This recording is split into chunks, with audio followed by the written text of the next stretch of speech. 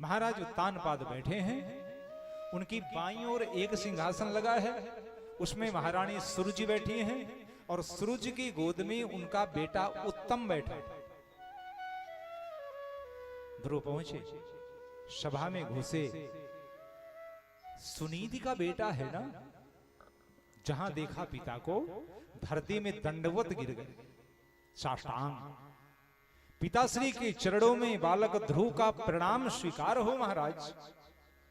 और पिता ने देखा मेरा बड़ा बेटा आया है, और जहां पिता ने देखा प्रसन्न हो,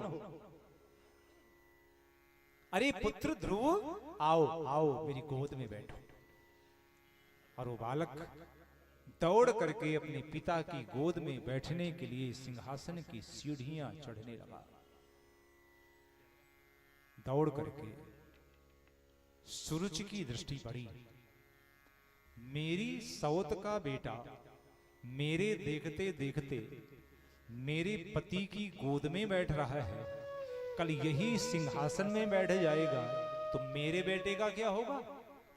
और बस सांप लौट गया छाती में, ईर्ष्या का तमा करके खड़ी हो गई, क्रोधातुर हो गई। ध्रुव का हाथ पकड़ा, पकड़ करके धरती में फेंक दिया। अभागे, एक परित्यक्ता मां का बेटा होकर महाराज उत्तानपाद की गोद में बैठने की हिमाकत करता है? नहीं, इस गोद में बैठने का अधिकार तो उसको है जो मेरी कोख से जन्म लेगा। ये भी अहंकार है, शरीर का नहीं, स्वरूप का नहीं, पद का नहीं, अपनी कोख का। ध्रुव, मेरी कोख से जन्म लेने वाला बालक ही इस गोद में बैठ सकता है, सावधान। और ध्रुव को धरती पर गिरा दिया। अहंकार, ये भागवत का अहंकार है। एक अहंकार मैं बताता हूं आपको, श्रीमद् रामचरितमानस का छोटा सा प्रसंग है, 1 मिनट का। सुना होगा आपने, राम जी को कल युवराज पद दे दिया जाएगा। महाराज दशरथ ने घोषणा कर दी। कैकेयी प्रसन्न हो गई, सुमित्रा की बाछें खिल गई, और कौशल्या का कहना ही क्या। और संध्या के पहले ही कैकेयी की दासी मंथरा अपनी मझली रानी के पास पहुंच गई। केवल खाती है और सोती है, कुछ पता भी रहता है क्या हो रहा है राज्य में? कैकेयी ने कहा चुप, मुझे सब पता है क्या हो रहा है। पता क्या हो रहा है? कैकेयी खुश हो गई, दासी मेरे बेटे राम को कल युवराज पद दिया जाएगा, मुझे पता है। मंथरा ने कहा इतना जानने के बाद भी खुश है तू? कैकेयी ने कहा क्यों?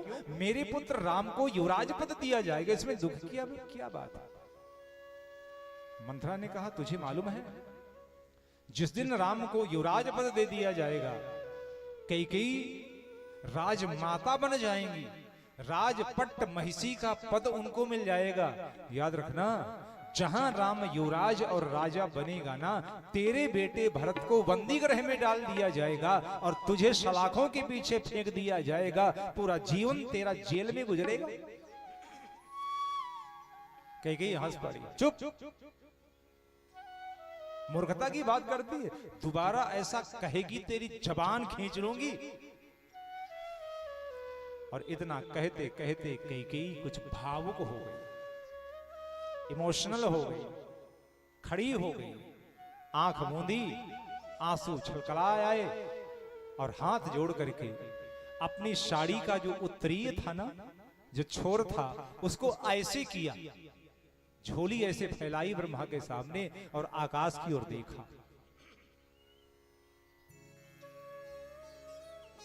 और आकाश की ओर देखते हुए कैकेयी ने ब्रह्मा से कहा, जो विधि दे जन्म करि छो। शब्द सुनिए जा, गोस्वामी जी ने चौपाई लिखी, जो विधि दे जन्म करि छो, हे विधाता, अगले जन्म में यदि तुम मुझे स्त्री बनाना तो एक काम करना, हो राम सिय पूत पतो हो। राम को प्यार तो करती है, लेकिन इसको याद है राम मेरी कोख से पैदा नहीं हुआ, इसलिए जरूर ये राम को वनवास दे सकती है। और मंथरा ने 4 बातें बना के कहीं, कई तैयार हो गई, राम को वनवास जरूर दो। ये अहंकार है, मोह है। तुम सा कोई मिल जाता तो ढूंढ लिए होते। तुम सा कोई मिल जाता, कोई दूसरा होता तो ढूंढता, कोई है ढूंढ लिए होते। तुम सा कोई मिल जाता तो ढूंढ लिए होते। तुम सा कोई मिल जाता तो ढूंढ लिए होते। क्यों रे कारण रुसवाई का, तू मुझे कुछ तो बता प्यारे, कारण रुसवाई का। मुझे कुछ तो बता प्यारे, कारण रुसवाई का।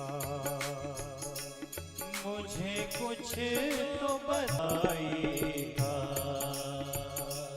कारण रुसवाई का।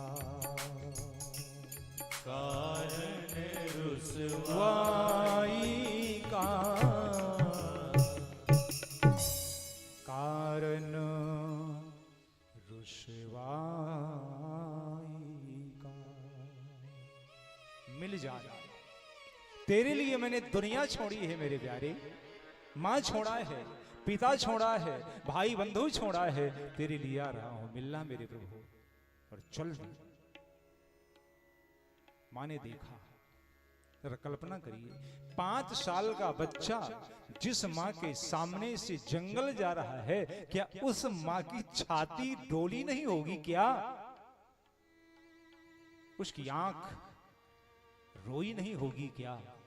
आंख भी रोई थी, छाती भी फटी थी, उस माँ का दूध भी बहा था, लेकिन अपने बच्चे की जीवन का कल्याण करने के लिए माँ ने बहते हुए आंसुओं को रोक लिया था। उधर को मुंह करके खड़ी हो गई थी, मेरा बेटा अगर मेरा मुंह देख लेगा मुंह में फंस जाएगा, लौट के आ जाएगा। और माँ पलट के खड़ी हो गई, बच्चा चला। मधुबन पहुंची ध्रुव, मधुपुरी, मथुरा, भगवती कालिंदी के तीर में खड़े हो गए, आंख मूंद कर।